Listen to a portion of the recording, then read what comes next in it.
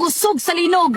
Inana ka kusog ang pagpuyog sa Dios kanimo karon tungod kay gay kay kagulo. Mahawd ra kay ka, magbiay-biay, magigayaga sa pulong sa Dios, ginatistingan pa nimo siya, tan-awa karon. Ginapakita sa Dios kanimo nga angay siyang kahadlukan pinaagi sa katalagman. Maningkamot og buhaton tanan sa Dios para ipakita sa imuha nga angayan siyang simbahon. Tinuod siya nga Dios, dili siya joke igsuon. Mao na ni ang panahon para mobalik ka kaniya. Unsa pa man ang sign ang imong gustong ipangita?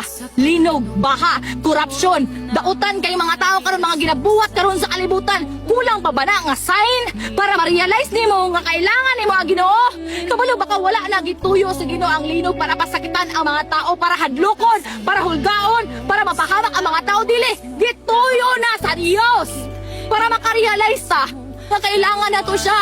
Gituyo na sa Dios para padlongon ang mga tao nga muundang na o mubiya sa pagpakasala kay hadungol na kayon siyang mabalik. Dili buot sa Dios nga mapahamak ay ang mga tao. Muna gusto ang Ginoo nga ang mga tao mo balik kaniya, makigrelasyon kaniya kay dili buot sa Dios nga adunay may imperno. Kabalo ba ka? Gibuhat sa Ginoo ang imperno para ni Satanas. Pero dili mo sugot si Satanas nga siya ray may imperno. Maningkamot siya nga daloon ka o siyang buhaton. Maningkamot ang yawa nga dili ka makigrelasyon sa Ginoo. Maningkamot ang yawa nga malulong ka sa bisyo. Malulong ka sa dautan nimong batasan. Malulong ka anang kilabuhi ni mga puno sa pagkadautan mo ni buhaton ni Satanas sa imo nga dili ka mo simba niya, dili ka mo tuo niya. Mao na ang Ginoo naningkamot siya nga ikaw makaila kaniya, nga ikaw makasinati ka siyang guma, siyang grasya, siyang kaluoyog sa iyang pagkamaayo. Ditoa sa cross gipaglaban ka sa Ginoo.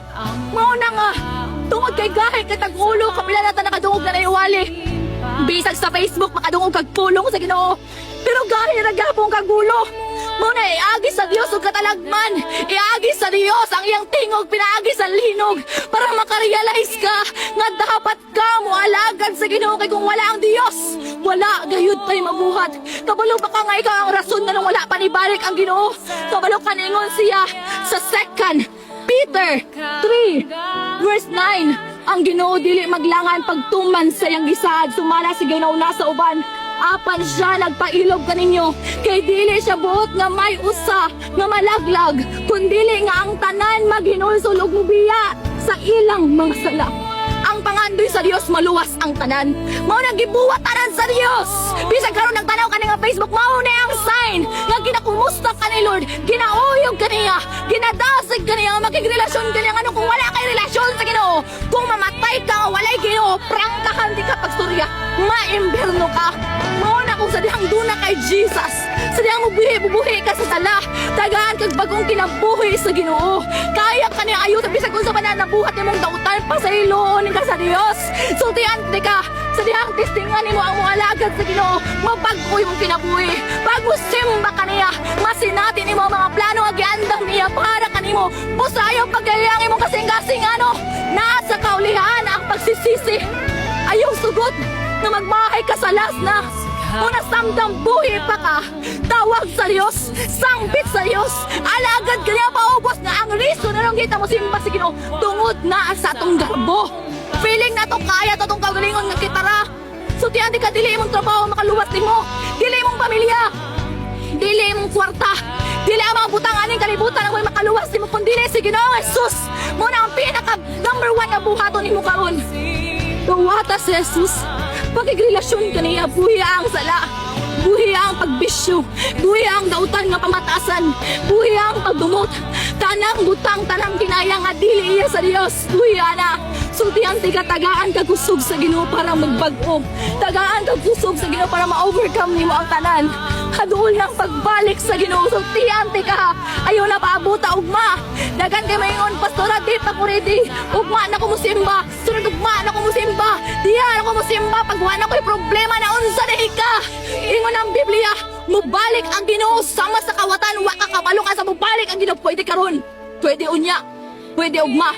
Ang pangutan ready na baka matubang si Ginoo. Ang pinakasakit kanang makita na imong tugulingon nga wala ka sa langit, mo kanay pinakasakit. Muna ayaw kumpiyansa sa imong kinabuhi karon kay si Satanas. Naningkamot siya para ikaw malayo sa Ginoo. Pero praise the Lord na nakakita kaani nga video. Kitagaan kag chance sa Ginoo nga magbag-o. Gitagaan kag chance sa Ginoo nga maghinusol ug moduol kaniya bisag kinsa pa ka. Whether you are boy, you are girl, gitawag ka sa Ginoo. Ipalangga ka sa Ginoo. Gihigugma kaniya ug maayo bisag kinsa pa ka. Wala na nagbase diha sa imong kagahapon o sinabuhat nimo sala. Kung moduol ka sa Ginoo, mahimo kang bag-ong binuhat.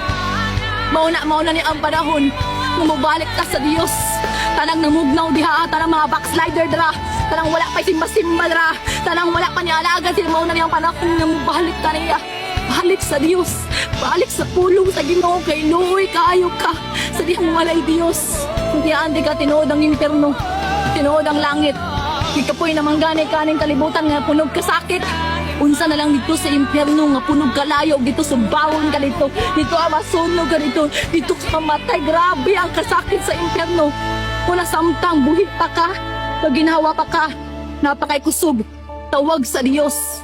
Kay kailangan ni mo siya ay napaabutan kunya karon. Mauna ni ang sign. Mauna ni ang sign ani nga video nga dawaton ni mo siya.